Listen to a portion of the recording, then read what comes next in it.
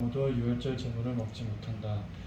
그러나 돈으로 사들인 종으로서 할례를 받은 사람은 누구나 그것을 먹을 수 있다. 임시로 거주하는 타국인이나 고용된 타국인 품꾼은 그것을 먹을 수 없다. 어느 집이든지 고기는 한 집에서 먹어야 하며 그 고기를 조금이라도 집 바깥으로 가지고 나가서는 안 된다. 뼈나 하나라도 꺾어서는 안 된다. 이스라엘 모든 회중이 다 함께 유월절을 지켜야 한다. 너희에게 몸부쳐 사는 외국인이 주님의 유월절을 지키려고 하며 너희는 그 모든 남자에게 할례를 받게 하여야 한다. 그런 다음에 그는 본국민과 같이 되어서 유월절에 참여할 수 있다. 할례를 받지 않은 사람은 아무도 제물을 먹어서는 안 된다. 본국인에게나 너희에게 몸부쳐 사는 타국인에게나 이 법은 동일하다. 이스라엘의 모든 자손은 주님께서 모세와 아론에게 명하신 대로 하였다. 바로 이날에 주님께서 이스라엘 자손을 각 군대 단위로 이집트 땅에서 이끌어내셨다. 주님께서 모세에게 말씀하셨다. 이스라엘 자손 가운데서 태를 제일 먼저 열고 나온 것 곧 처음 난 것은 모두 거룩하게 구별하여 나에게 바쳐라. 사람이든지 짐승이든지 처음 난 것은 모두 나의 것이다. 모세가 백성에게 선포하였다. 당신들은 이집트에서 곧 당신들이 종살이하던 집에서 나온 이 날을 기억하십시오. 주님께서 강한 손으로 거기에서 당신들을 이끌어내신 날이니 누룩을 넣은 빵을 먹어서는 안 됩니다. 첫째 달인 아빕월에 오늘 당신들이 이집트를 떠났습니다. 주님께서 당신들의 조상에게 주신다고 맹세하신 젖과 꿀이 흐르는 땅, 곧 가나안 사람과 헷 사람과 아모리 사람과 히위 사람과 여부스 사람의 땅에 이르게 하시거든 당신들은 이달에 다음과 같은 예식을 지키십시오. 당신들은 이래 동안 누룩을 넣지 않은 빵을 먹어야 하며 이른 날에는 주님의 절기를 지키십시오. 이래 동안 당신들은 누룩을 넣지 않은 빵을 먹어야 하며 당신들 영토 안에서 누룩을 넣은 빵이나 누룩이 보여서는 안 됩니다. 그 날에 당신들은 당신들 아들, 딸들에게 이 예식은 내가 이집트에서 나올 때에 주님께서 나에게 해주신 일을 기억하고 지키는 것이다 하고 설명하여 주십시오.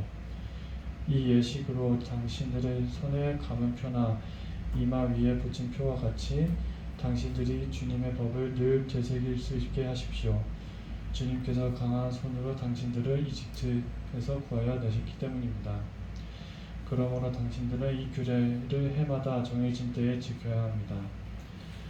주님께서 당신들과 당신들 조상에게 맹세하신 대로 당신들을 가나안 사람의 땅에 이르게 하셔서 그 땅을 당신들에게 주시거든 당신들은 태를 처음 열고 나오는 모든 것을 주님께 바치십시오.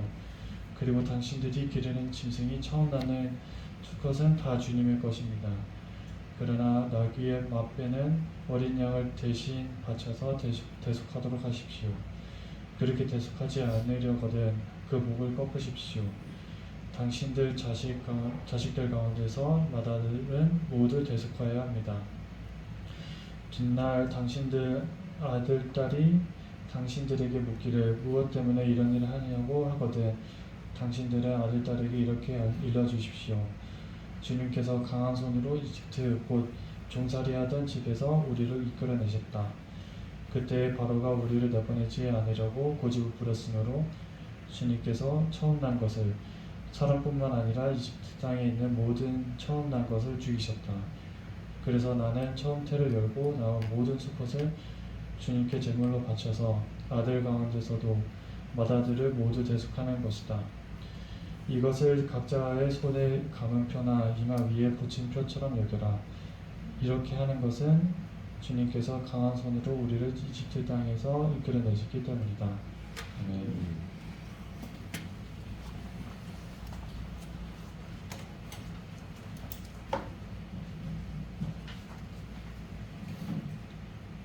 오늘 본문 이스라엘 백성이 그 야훼의 밤에 이집트를 탈출한 직후 하나님께서 지도자 모세와 아론에게 앞으로 6월절 무교절을 지키는 것과 함께 사람이든 동물이든 맞이죠. 초태생은 하나님께 바치는 규례를 구체적으로 알려주시고 또 모세가 백성들에게 다시 일러주고 백성들이 그대로 따른 이야기입니다. 그래서 6월절 규례 43절에서 12장 51절에 보면 하나님께서 모세에게 말씀하시고 모세와 백성들을 순종하는 건데 조금 더 이전에 했던 것을 구체적으로 종이든 외국인이든 할례를 받은 사람만 참여하도록. 할례는 하나님의 언약을 믿고 따른다는 그 믿음의 고백입니다. 신앙의 표기지요. 그리고 고기는 한 집에서만 먹고 밖으로 가지고 나가지 말며 그다음 고기에 뼈는 꺾으면 안 된다. 그렇게 조금 더 구체적으로 가르쳤고 그 다음에 13장 1절에서 2절에서는 하나님께서 모세에게 주신 명령이죠. 초태생은 나에게 바쳐라 명령이고 그리고 13장 3절에서 10절은 무교절 규례인데 여기는 이제 모세가 이스라엘 백성들에게 무교절 규례를 선포하는 것입니다. 누룩을 넣은 빵은 무교절 기간 7일 동안 먹어서는 안 되고 보여서도 안 된다고 그러죠. 보이지도 말게 하라.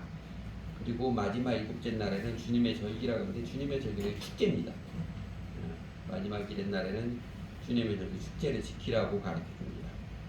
그리고 이제 13장 11절에 16절에서는 다시 이제 초태생활 바치는 규례지요. 모세가 백성들에게 하나님의 지시를 일러주는 초태생은 여호와께 바치라 일러주는 건데 그중에 나귀는 어린 양으로 대신 바치라 했던 것은 민수기 18장에 보면 나귀는 부정한 짐승이라 나귀는 바치면 안 됩니다. 나귀는 나귀 대신에 어린 양을 바치고 안 바칠 것 때문에 목을 꺾으라는 것은 그 태어난 나귀 새끼는 살지 못하게 하라 그것이죠. 그리고 마다들은 대속하라 하는데 여기서는 마다들을 어떻게 대속하는가 나오지 않았는데 민수기 18장에는 은 5세겔로 대속하라고 그럽니다. 은 5세겔을 대신 바치라고 그러죠. 그래서 이렇게 6월절 규례, 무교절 규례, 맞이 부흥원 예식 요거 가르쳐주는 장면입니다. 그러니까 역사적인 야외의 밤을 보내고 주 하나님께서 행하신 놀라운 은혜의 손길들을 기르는 6월절 무교절 규례 그리고 초태생을 바치는 예식을 다시 한번 기록해 준 게 오늘 본문입니다. 근데 여러분 자연스럽게 이 6월절 무교절 초태생 봉헌의 예식은 왜 지키라고 했을까요? 그것도 이스라엘 자손에게 대대손손으로 이 규례와 예식을 지켜라 왜 그랬을까요? 오늘 본문에도 다시 나와 있습니다.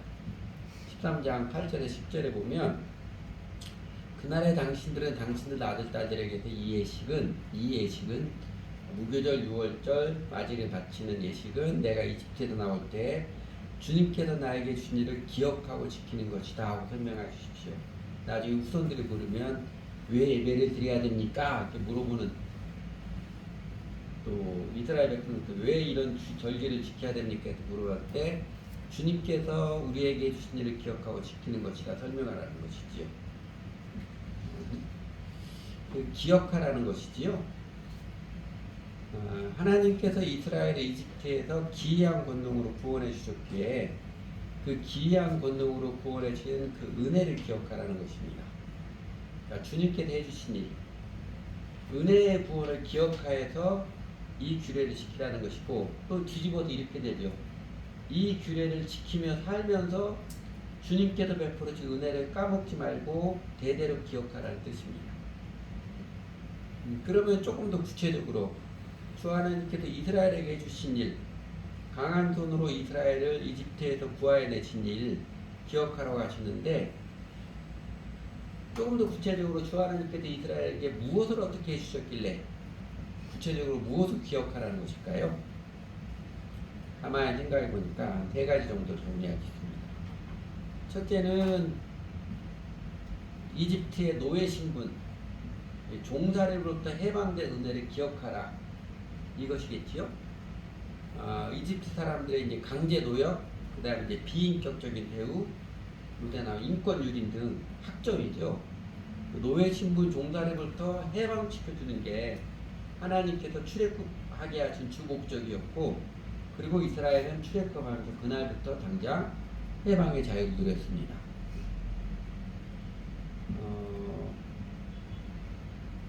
1863년 링컨이 남북전쟁 끝내고 노예방 선언하는 선언문 중에 이렇게 나온 말이 있습니다. 우리 주님의 해인 1월 1일 1863년의 첫째 날 미국 행정부는 미국에 대해 반란을 일으킨 사람들이 어느 주 또는 주의 일부 내에서 노예로 잡혀있는 모든 사람들이 영원히 자유로워질 것이라고 선언한다. 육군과 해군의 권한을 포함하여 그러한 사람들의 자유를 인정하고 유지하며 그들이 실제 자유를 할 수 있는 어떠한 노력에서도 그러한 사람들 또는 그들 중에 어느 누구에게 억압한 행위나 그런 행위를 하지 않을 것이다. 해방선언이죠. 우리나라도 조선시대에서 내려왔던 그 종 노비죠. 노비를 해방시키는 게 1894년 갑오개혁이었는데 미국의 노예 해방선언처럼 드라마틱하진 않았지만 이렇게 선언을 했지요. 문벌 양반과 상인들의 등급을 없애고 귀천의 관계없이 인재를 선발해 등용한다. 공노비와 산노비에 관한 법을 일체 폐지하고 사람을 파급하는 일을 금지한다. 이렇게 선언했습니다. 근데 이스라엘에게서 출애굽은 이집트 노예로부터 실제 해방이죠. 선언에 그치는 게 아니라 실제 해방입니다. 더욱이 이스라엘의 이집트 노예 생활의 해방은 미국이 남북전쟁 치르듯이 자신들의 힘으로 이집트 바로의 권력과 싸워가지고 이겨서 얻은 해방이 아니지요. 하나님께서 친히 싸워서 이겨주신, 하나님께서 이스라엘 백성들에게는 값없이 베풀어 주신 선물, 바로 은혜입니다. 이 자유와 해방의 은혜를 잊어버리지 말라는 뜻으로 이스라엘 자손 대대손손이 6월절 무교절을 기념하라는 것이었습니다. 그 두 번째는 6월절 무교절 초태생을 바친 봉헌하는 규례를 시키라는 것은 두 번째는 죽음, 심판으로부터 면제된 은혜를 기억하라입니다.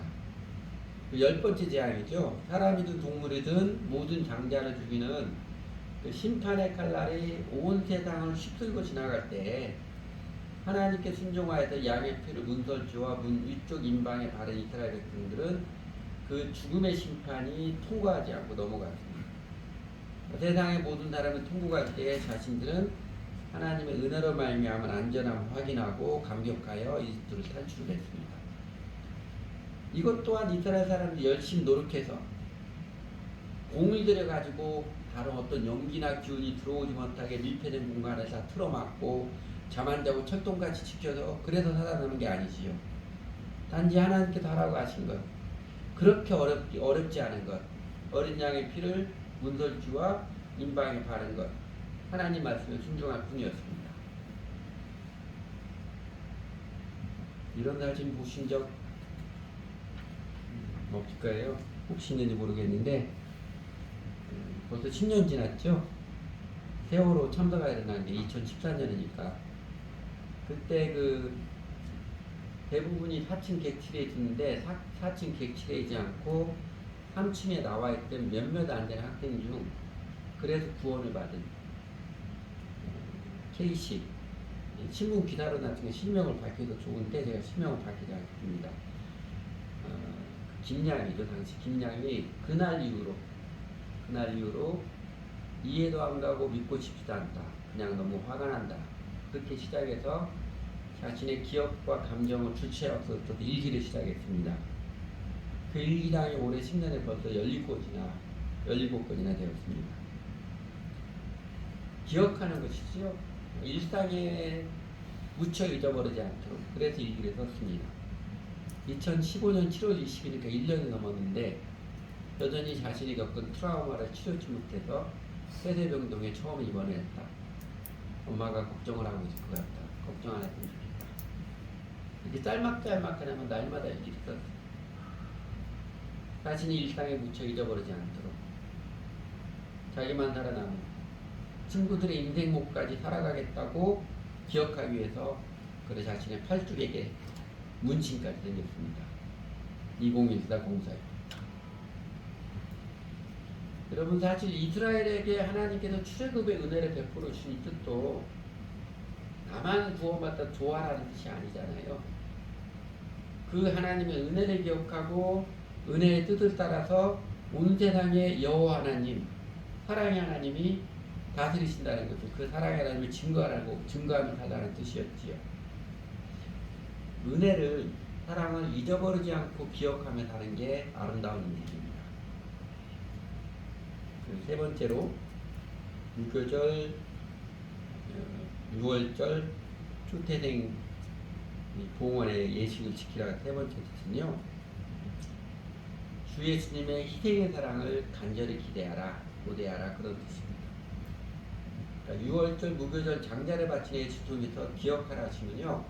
오히려 장차 나타난 하나님의 맏아들 예수 그리스도의 희생의 사랑을 암시케 하는, 그리고 마침내는 그날에 메시아 예수께서 오셨을 때 더욱 감격해 하는 하나님의 배려입니다. 여러분, 큰 시각에서 보면 출애굽 사건은 이런 의미잖아요. 아브라함 때부터 내려주셨던 하나님 언약이 400년 지나서 430년 지나서 실현되는 과정 중에 큰 사건이잖아요. 출애굽이.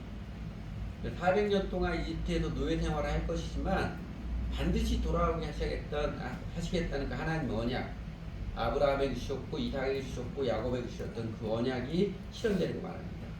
그리고 그 언약의 궁극적 초점은 사실 출애굽 자체가 아니지요. 언약의 초점은 아브라함의 후손을 하늘의 별처럼 많게 하고 아브라함의 후손을 창대하게 했던 그것도 아니고요. 그 아브라함의 후손 이스라엘 역사를 통해서 온 세상에 야훼 하나님이 유일하신 여호와 하나님, 창조자 하나님이시며 통치자 하나님이심을 나타내시겠다는, 그래서 세상의 모든 민족들에게 회개하고 하나님께 돌아오게 하시다는 그 뜻입니다. 세계선교의 뜻이죠. 출애굽은 그 예언이 성취되어는 한 과정이며, 그리고 장차 메시아 그리스도가 오셔서 그 은혜의 구원의 실현을 알리는, 그 실현을 암시하는 역사의 모형입니다. 그 가운데 이집트 장자의 죽음은 죄인의 죽음일지라도 그 충격이 이집트 사람들뿐만 아니라 이스라엘 사람들에게도 엄청난 충격적 사건이었을 것입니다. 하나님이 진짜로 심판자이시구나. 하나님이 정말로 죄를 심판하시구나. 심판자 하나님의 어미하심을 체험한 충격적 사건이었을 것입니다. 그리고 대대로 초태생은 하나님께 바치라고 하라가시면 이런 뜻이죠. 그러니까 그 초태생의 죽음, 죄에 대한 어미하신 하나님의 심판이 있음을, 그리고 하나님께 순종하는 자에게는 죽지 않고 살아남은 은혜를 잊지 말고 기억하라는 뜻입니다. 그러니까 죄를 심판하신 하나님의 어미하신 정의를, 은혜로 구원해 주신 하나님의 자비하신 사랑을 기억하며 살라는 마음입니다. 여러분, 대대손손이 그 기억이 새겨져 있어서 마침내, 정말 많은 세월이 걸렸지만 마침내 메시아 그리스도가 이 땅에 내려오셔서 세상 모든 사람들이 하나님과 화목하고 하나님의 영원한 은혜의 구원을 누리는 하나님의 사랑의 언약의 성취를 확실하게 드러낼 때, 그 규례의 의미를 알고 의미를 되새기며 지켜온 백성들에게는 메시아가 이 땅에 오신 그 감격이 얼마나 크고 깊었을 것 같아요. 우리는 이제 구약에 자주 나오니까, 이야기가 나오니까 어린 양 잡아서 제사를 드리는 일이 쉽게 행하는, 아주 당연한 것처럼 그런가 보다 그러지만, 사실 이스라엘 가족들이 어린 양은 요새 같으면, 요새 우리나라 사람들 반려견 무지하게 사랑하잖아요. 강아지보다 양새끼가 훨씬 더 귀엽습니다. 정말 귀엽고 사랑스러운 반려견 이상이었습니다. 근데 그 어린 양을 잡아 주게 하는 일은 그 가족들이, 특히 아이들에게는 눈물을 흘리며 행해야 되는 그 슬픈 기억으로 남아있는 일이에요.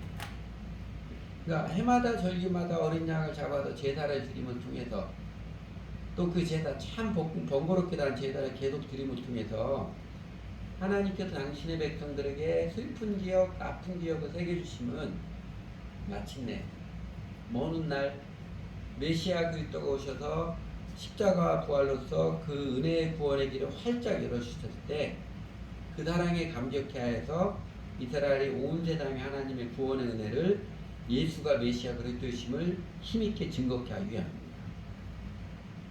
근데 이스라엘 많은 백성들은 그걸 잘 몰랐던 것 같아요. 예수가 메시아 그리스도 인정도 하지 않았고요. 그러나 사도 바울이죠. 바울은 구약의 성경을 통해서 예수가 바로 그리스도 메시아구나, 구약의 예언이 성취했던 메시아구나, 그걸 알았을 때 자신에게는 아무런 이득이나 아무런 명예 이런 것 한 개도 없었고, 오히려 예수가 그리스도라는 복음을 전하며 살아가는 것 때문에 많은 고난과 핍박, 어려움에 불구하고 평생토록 복음을 신나게 전하는 열정으로 살았던 것입니다. 그렇게 마침내 예수 그리스도 메시아가 이 땅에 내려오셔서 십자가와 부활로서 은혜에 달하는 생명의 약속을 나타내 보여주시고 이루어 주셨음에도 불구하고 지금까지도 여전히 유대인들 다수는 하나님의 그 은혜의 뜻을 잘 모르고 거부하고 있는 모습이 안타까운 것이지. 이렇게 이스라엘 자손들이 대대손손이 유월절, 무교절, 마다들을 구별해 바친 예식을 행하게 하시면요. 다시 말씀드리면 메시아 예수 그리스도의 은혜의 구원이 있을 것임을 암시 확인해 주는 모형입니다. 유월절, 무교절, 장자, 봉헌의 예식은 하나님의 은혜를 기억하라. 장차 나타날 메시아 예수 그리스도의 은혜의 구원을 기대하라는 그런 규례입니다. 그리고 마침내 하나님의 마다는 예수께서 이 땅에 내려오셔서 예수님은 십자가 희생의 사랑과 부활 생명의 권능으로서 온 세상의 모든 사람을 죄로부터 구원하는 은혜의 길을 활짝 열어주셨습니다. 아브라함부터 시작한 하나님의 언약, 몇천 년을 내려온 하나님의 언약, 온 세상 모든 민족을 향한 생명의 언약, 은혜의 언약을 예수님께서 확실하게 성취시켜 주신 것입니다. 그럼으로써 이제는 그가 유대인이든 이방인이든 예수 그리스도를 나의 주님으로 모시고 따르는 자마다 이런 은혜를 누리고 또 이런 은혜를 기억하며 살아갑니다. 첫째는 죄로부터 자유지요. 죄의 노예로부터 해방을 누립니다. 세상 영광, 육체의 정욕, 자기 의에 집착된 중독으로부터 자유와 해방을 경험합니다. 예수를 그리스도로 온전하게 믿고 따르는 자는 말입니다. 하나님을 거부한 인간은 죄를 지을 수밖에 없는 존재가 되어버렸지만 이제 예수 그리스도를 믿는 자는요, 그 은혜를 입어서 죄로부터 해방된 자유, 죄를 이길 수 있는 존재가 되었습니다. 내가 아무리 노력해도 죄의 굴레를 사실 벗어버릴 수 없었는데 이제 예수 그리스도를 주님 믿고 따르는 자는 이제는 그 어떤 죄의 유혹도 이길 수 있는 존재가 되었습니다. 여러분, 이 말씀 잘 기억하시죠? 진리가 너희를 자유롭게 하리라. 예수님께서 자기를 믿은 자들이죠. 안 믿는 사람들이 무조건 한 게 아닙니다. 믿은 유대인들에게 너희가 내 말에 가면 진리를 알지니 진리가 너희를 자유롭게 하리라. 이렇게 하시면요. 그 죄가 뭐예요? 뭐부터 자유롭게 한다는 거예요? 자아 집착의 죄로부터 자유를 말합니다. 그러니까 바리새인 유대인들이 웃었죠. 우리가 아브라함의 자손이라 남이 종대인 적이 없는데 어찌하여 우리가 자유롭게 되리라 하느냐. 전혀 이해를 못할 때 예수님께서 그 자유의 정체를 명확히 가르치셨습니다. 진실로 진실로 너희에게 이르니 죄를 범하다 죄의 종이다. 그 죄, 자기의에 집착한 자아 집착의 죄로부터 자유를 말합니다. 그리고 이 약속대로 예수님을 나의 주님으로 관계를 맺고 주 예수를 따르는 자는요, 그 세월을 들수록 점점 더 자기 심령이 그 죄로부터 자유케 되어짐을 실감하며 체험하며 노래하는 사람입니다. 여러분도 그렇게 살아가시나요?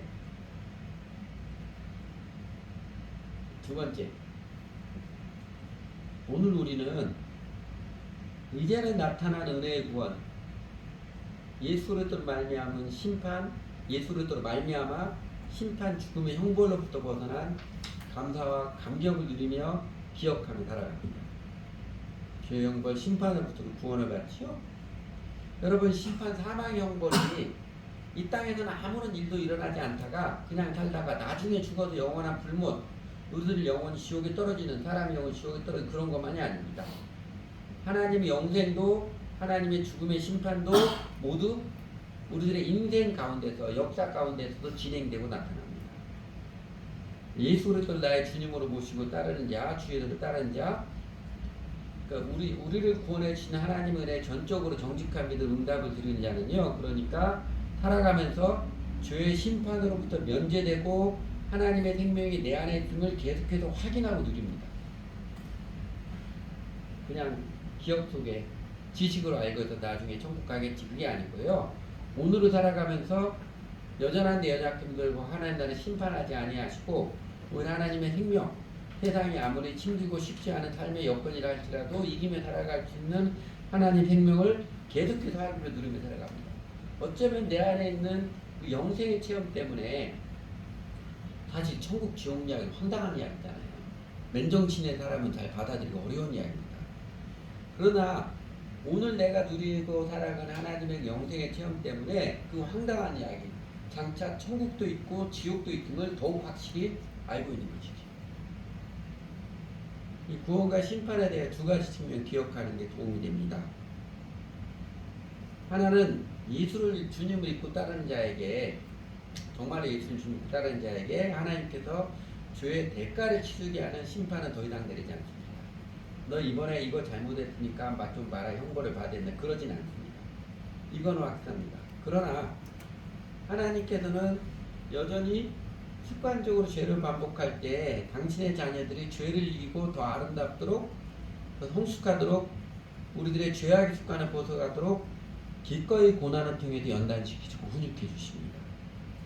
우리들에게 고난을 주신 뜻은 죄에 대한 형벌이 아니라 그 고난을 통해서 죄의 습관을 이기도록 벗어버리도록 연단을 시키는 손길입니다. 따라서 오늘 내가 직면한 고난은요, 그 죄에 대한 형벌이 아니라 예수를 주님을 정직히 믿는 사람은 내가 직면한 오늘 지난 고난이 직면한 고난이 죄에 대한 형벌이 아니라 하나님께 나를 더 아름답게 더 강건하게 성숙시켜 가시는 하나님의 연단의 과정입니다. 또 하나, 구원도 심판도 현재에도 이루어지고 있지만 그 구원도 심판도 현세에서 이 땅에서는 결코 안전하진 않습니다. 언제나 많이 남아있습니다. 구원도 심판도 완성이 되는 날은요, 우리 영혼이 주님 앞에 서는 날, 예수 그리스도께서 다시 오셔서 최후의 심판을 하시는 날, 그날에 완성됩니다.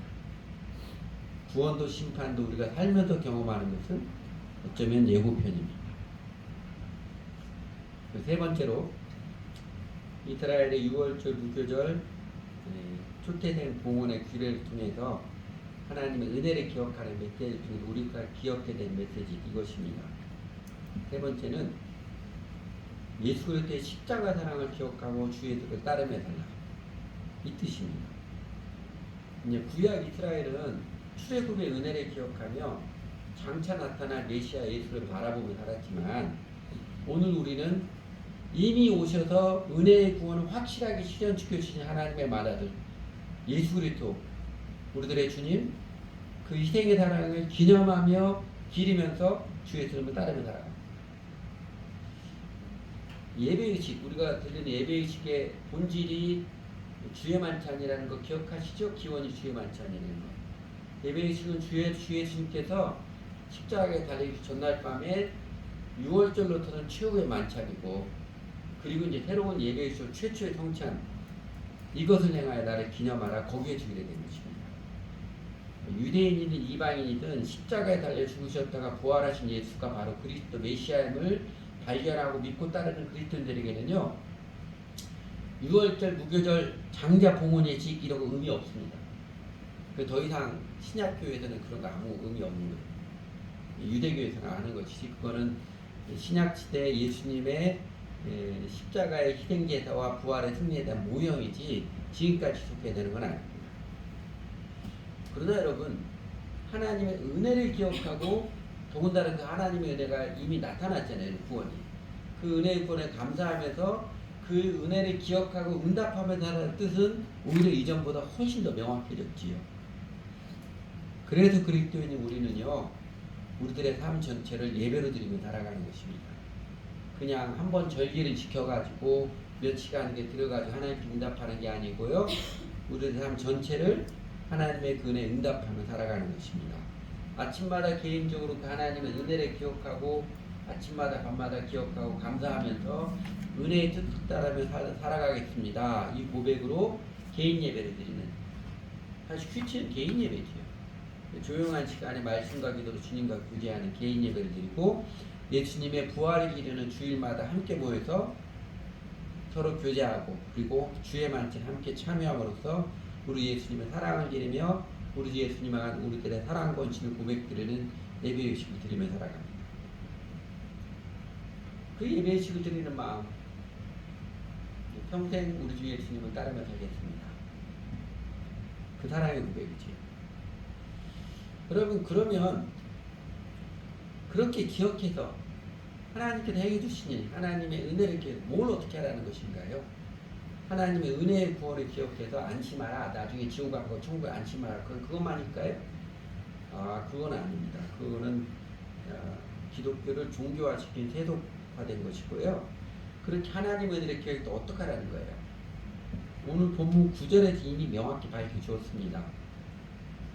8절에서 이 예식은 주님께서 나에게 주신 일을 기억하여 지키는 것이다 하고 설명하여 주십시오 하고 9절에서 이 예식으로 당신들이 주님의 법을 늘 되새길 수 있게 하십시오. 이 예식으로 당신들이 주님의 법을 늘 되새길 수 있게 하십시오. 하나님의 그 은혜를 기억해서 이제는 하나님의 법, 주님의 도를 기억하고 늘 기억하여서 따라 살아가는 뜻입니다. 그 뜻은 그 옛날 이스라엘 백성들에게나 오늘 그리스도인이랑 똑같습니다. 여러분, 이스라엘 역사에 그렇잖아요. 하나님께서는 하나님의 그 법을, 하나님의 법에 따라 사랑과 정의로 살아라는 공의를 행하며 인자를 사랑하며 겸손히 내 하나님과 동행하라는 그 하나님 법 무시한 채 6월절 무교절 절기만 기억하기 열심히 길 유대인들에게 어떻게 하셨어요? 마침내 나라가 멸망케 하는 역사 심판을 내리셨습니다. 그래야 정신 차리다. 오늘날에도 어떤 사람들이 장자를 바치라는 구약 규례를 가지고 내 큰아들은 목사 시켜준 게 이렇게 안도하고 자랑스러워하는, 이거 아무것도 아니고 거짓입니다. 쓸데없는, 어쩌면 위선적인 것이 좋습니다. 그 구약에서 뿐만 아니라 내가 그래도 주일날 예배 드리는 시간을 꼬박꼬박 하고 했으니까 그러면서 자기 일상에 살면서 거짓과 폭력으로 산다면요, 그 또한 옛날 이스라엘 역사처럼 똑같이 될 가능성이 많습니다. 그리고 예수님께서는 사랑으로 참되게 살라는 주 예수님의 계명 무시한 채 예배만 잘 드리면 되었지라고 여기는 오늘의 어떤 사람들도 전혀 기뻐하지 않습니다. 깨우치시고 책망하시고 그래도 말을 듣지 않으면 아마 옛날 이스라엘 역사와 똑같이 하게 할 것입니다.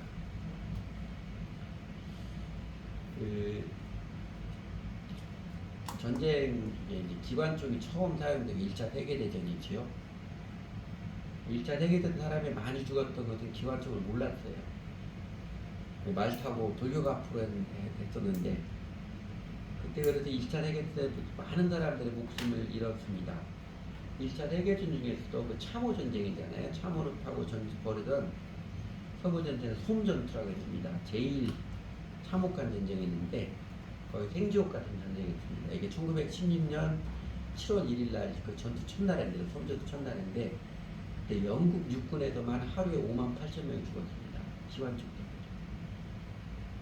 그런데 그 솜전투에 참전했다가 참호열이라고 그럽니다. 그 바이러스에 걸려가지고서 열병이 나서 후방으로 바로 이동된 소대장이 하나 있었습니다. 들쥐가 옮기는 건데, 들쥐가 움바르토 넬라균이라는 그 병으로 기는데, 그 병한테 후방으로 옮겨져서 18개월을 투병하며 병상에서 싸웠습니다.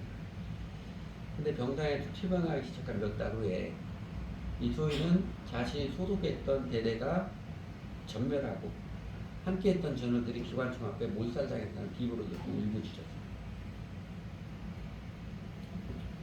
나만 살아남았다는 죄책감과 싸우면서 결국은 중위로 전역한 이 사람 이름이 존 로나드 로의 톨킨 누구예요? 반지의 제왕을 쓴 작가입니다. 반지의 제왕, 복음을 하는 그리스도인이라면 그 안에 담겨진 복음의 멧돼지, 절대 권력을 향한 인간 죄악 욕망이 얼마나 끈질긴 것인지, 세상은 욕망의 죄와 가치의 정치인 싸우는 영적 전투의 현장입니다. 인생의 참된 가치는 선과 갈등을 이기는 데 있음을 증거하는 메시지들을 기억하는 것입니다. 톨킨이 자신이 그 참혹한 전쟁에 채여 자기만 살아남은 은혜지요? 자기만 살아남는 것이 죄책감을 느낄 만큼 그 참혹한 기억에서 쓴 작품이 반지의 제왕입니다. 충격의 기억은 사람에게 오래 남습니다. 왼수는 바위에 새기고 은혜는 강물에 새긴다는 우리말 속담처럼 자기 연면이 강한 인간은요, 상처, 분노 등 부정적 기억에 오래도록 시달리고 합니다. 그러나 하나님께서 이스라엘 백성들의 출애굽의 은혜를 베풀어 주시고 6월절 무교절의 규례를 지키라 하시면요, 그리고 또 세상의 모든 사람들에게 예수 그리스도의 십자가와 부활의 은혜를 베풀어 주시고 주의 만찬을 행하면서 예배를 드리며 살라 하시는 마음은 똑같습니다. 무엇일 것 같아요? 그것은 죄인은 구원해 주신 은혜를 더 크게 기억하여서 우리들 마음에 세상에 살면서 앙금처럼 남아있고 쌓여있는 상처와 분노를 치유해 주시고 그 은혜의 기호로서 죄악된 생각에 기울어지고 집착하는 죄인의 굴레로부터 해방과 자유를 누리며 세월호 때 그 살아난 케이시처럼 톨킨처럼 이제는 생명의 메시지를 전하는 삶, 하나님의 법을 따르는 생명의 삶을 살아가라는 하나님의 사랑의 뜻입니다. 여러분, 무엇을 기억하며 오늘을 사십니까? 어떤 기억에 여러분 응답하며 살고 계십니까? 우리가 무엇을 기억하며 사느냐가 우리의 삶의 질, 퀄러티를 좌우합니다. 같이 기도하지요.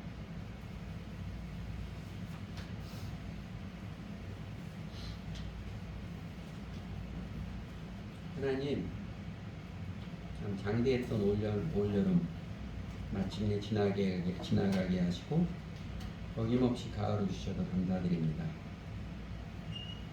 파랗고 드높은 하늘을 바라보며 맑은 바람이 살갗에 닿으며 하나님의 오랜 자비의 사랑을 기억하고 죄인을 사랑하셔서 십자가를 지신 주 예수님의 은혜를 생각하며 성령님의 위로의 손길을 기억하게 해주셔서 감사를 드립니다.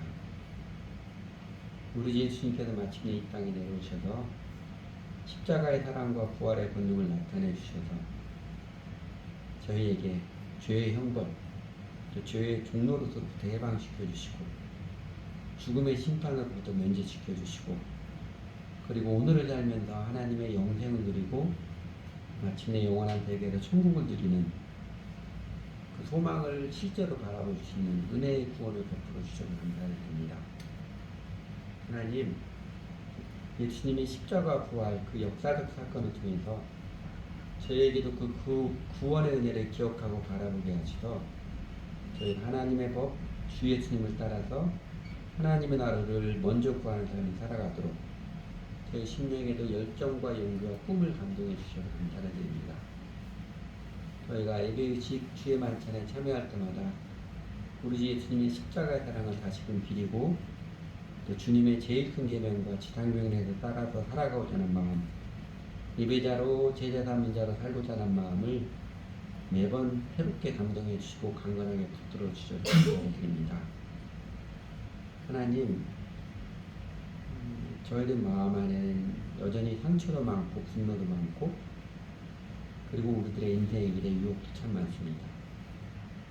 저희가 개인적으로 또 같이 주님 앞에 나올 때마다 주 예수님의 십자가의 사랑이 부활의 생명과 능력이 우리 심령에 점점 더 크게 실제적으로 새겨지고 기억되게 해주십시오.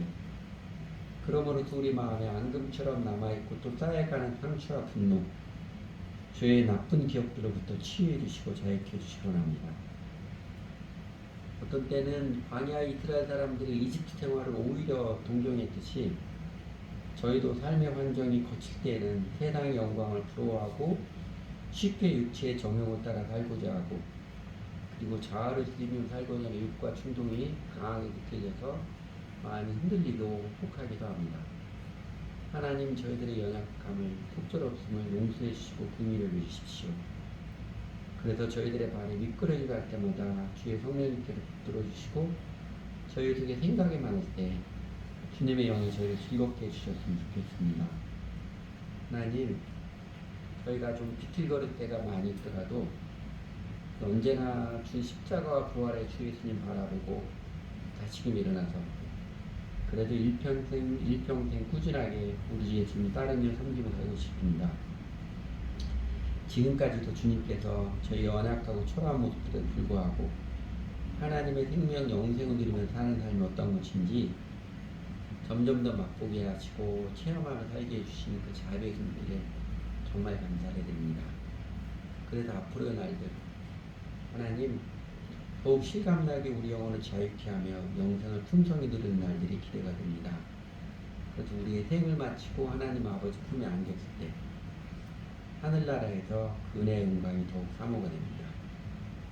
우리의 생명의 날에 닿을 때까지 하나님 저희를 도와주십시오. 저희가 주님의 사랑을 기억하며 주님의 뜻따르게 달기를 기뻐하며 살아보겠습니다. 우리 주 예수님 이름으로 기도드렸습니다. 아멘.